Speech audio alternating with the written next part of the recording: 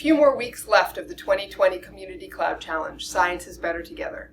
We hope you are enjoying the journey as you learn, observe, engage, and create with and about clouds. Be sure to visit our website, observer.globe.gov, for all of the details. Hi, I'm Kristen Weaver, and I'm the Deputy Coordinator for the Globe Observer Project.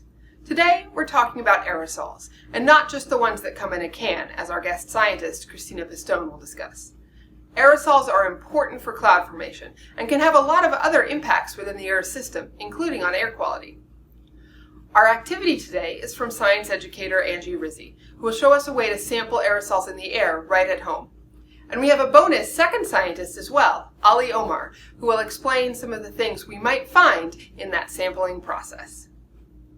Hi everybody, my name is Kristina Pistone. So I'm a research scientist at the Bay Area Environmental Research Institute, and so I work at NASA Ames Research Center in the San Francisco Bay Area. And today we're going to talk a little bit about aerosols, how they affect clouds, why do we care about them, and what do they do? What are aerosols? Aerosol is a term that scientists use to mean basically any small particle or liquid droplet which is suspended in the atmosphere. So a lot of people hear the word aerosols and they think hairspray cans. That's an example of an aerosol. When you spray the spray can, it's putting little droplets into the atmosphere. But that's only one type of aerosol. And in earth science, we study a lot of different types of aerosols. So not all aerosols are the same. Some aerosols have a cooling effect, so some of them look white and they reflect sunlight back to space. Some of them are darker and they absorb sunlight, which heats the atmosphere. And what I do in my work is I study mostly these darker aerosols. So they absorb sunlight, they can heat the atmosphere, and this can change how clouds form under these conditions. So aerosols are very important for clouds. In order for a cloud to form, you can't just have water vapor in the atmosphere suddenly condense to form a cloud, clouds being liquid droplets. The water vapor in the atmosphere needs to have some small sort of seed to condense around, which forms the cloud droplets. And that's what aerosols do. So aerosols act as these little cloud seeds, which allow clouds to form. And when we put more aerosols into the atmosphere or different types of aerosols into the atmosphere, it can change this process. And the aerosols that we as humans put into the sky can change the properties of clouds which form. So NASA wants to know more about air quality because NASA studies all of the planets, and Earth is one of those planets. And it's one of the planets that we have the most data on because we are continuously looking at it.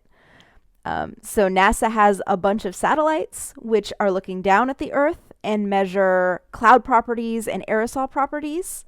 It's very important to be able to understand clouds and aerosols together because often looking from satellites, it's difficult to tell whether we're looking at clouds or whether we're looking at aerosols.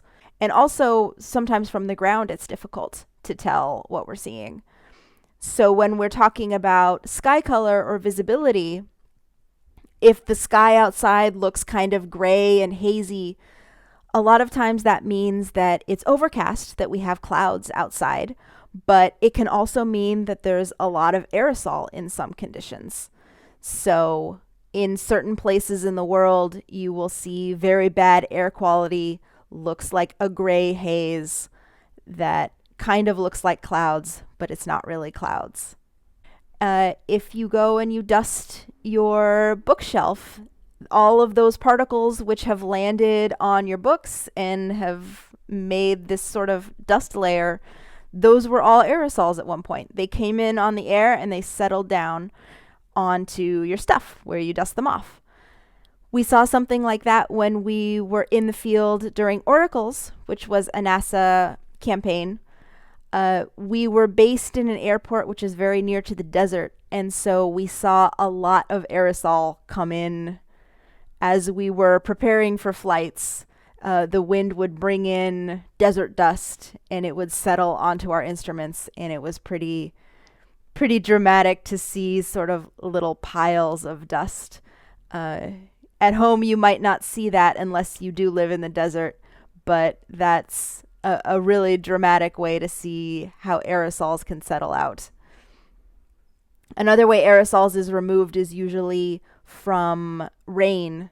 Rain is a very efficient remover of aerosols from the atmosphere. So when the clouds come through, as I mentioned before, clouds can use aerosols to become the little seeds, the cloud condensation nuclei for the cloud droplets, and they can also take those into the rain droplets. And as rain falls out of the cloud and onto the ground, it also can pull all of these aerosol particles out as well.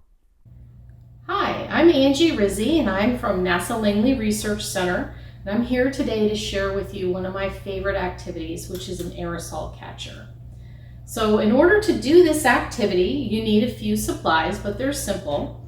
So you want some clear contact paper, you need a piece of cardboard, and as long as it's as big as a regular piece of paper, it's fine. You don't have to have a specific size.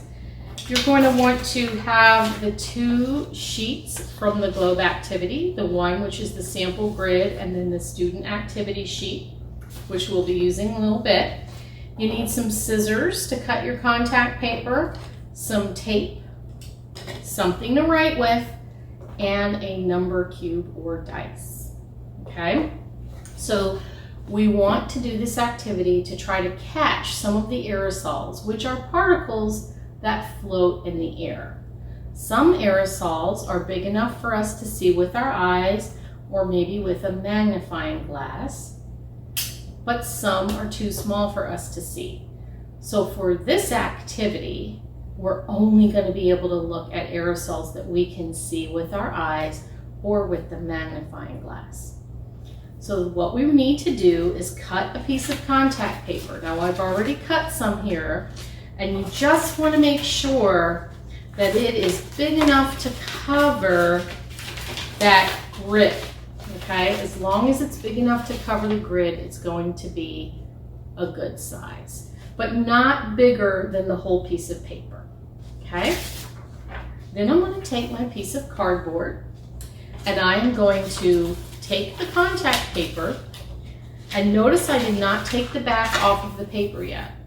And I'm going to put the back side facing up, and I'm going to tape down the corners.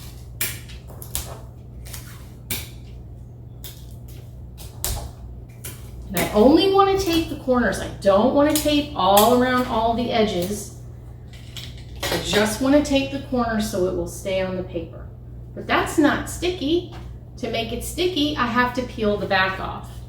And when I'm doing that, I'm going to have to get it started, and I try not to put my fingers on the sticky part. So I try to keep my fingers on the corners, and when I get close to one, I will put my finger down and go by, and it's okay to leave a little bit of paper under a little bit of the back under the contact, under the tape, sorry.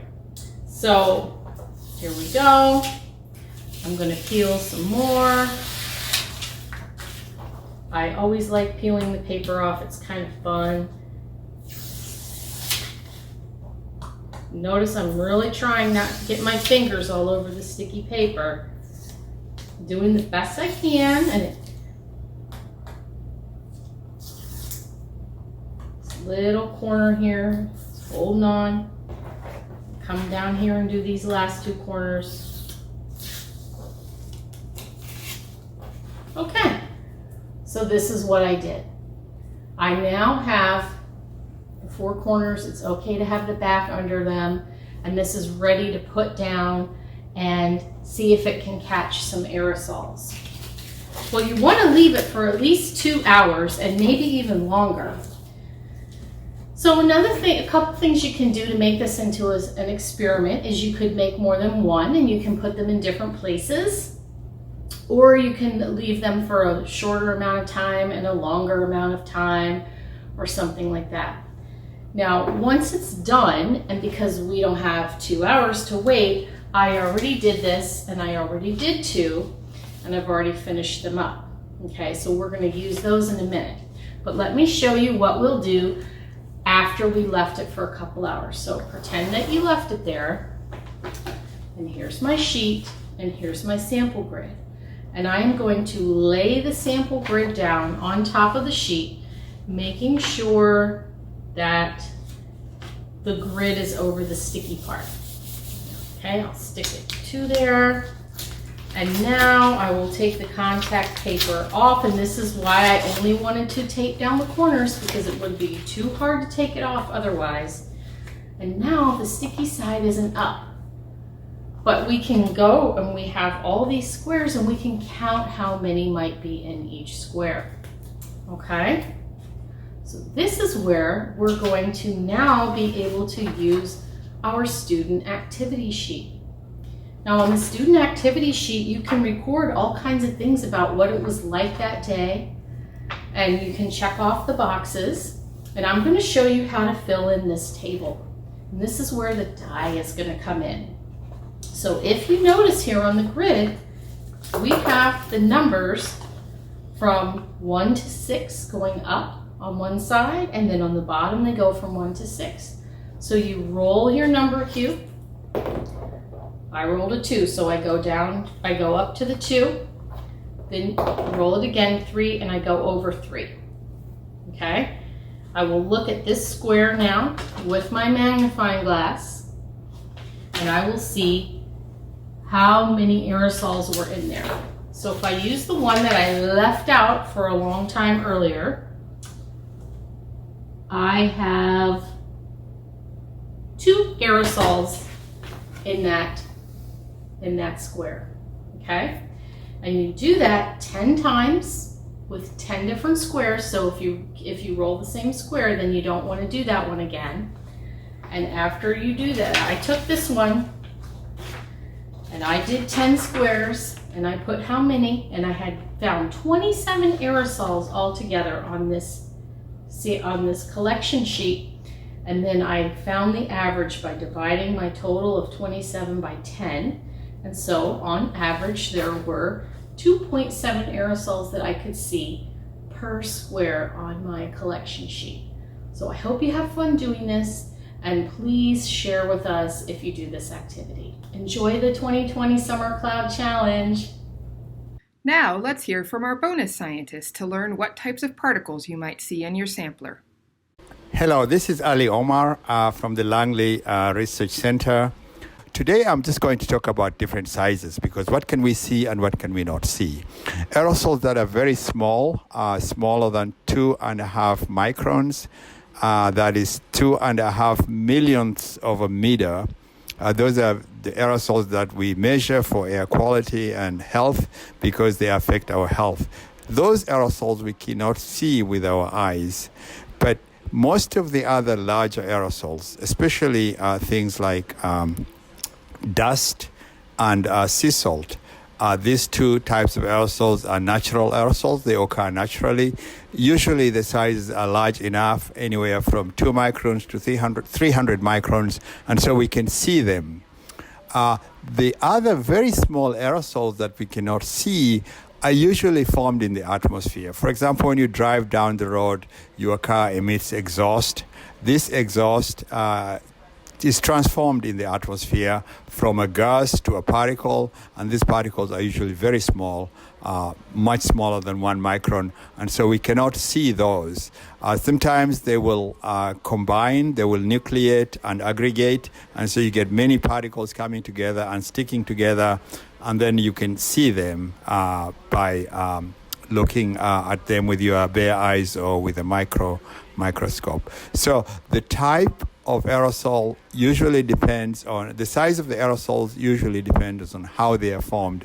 Aerosols that are formed by in the atmosphere, they were emitted as a gas and they are formed in the atmosphere, are usually very small. Aerosols that are emitted directly into the atmosphere are much larger. So what you collect on your experiment and you can see with your eyes most likely are dust that was generated directly as a particle, and then was suspended in the air and then was settled onto your experimental sheet of paper, and you can see it.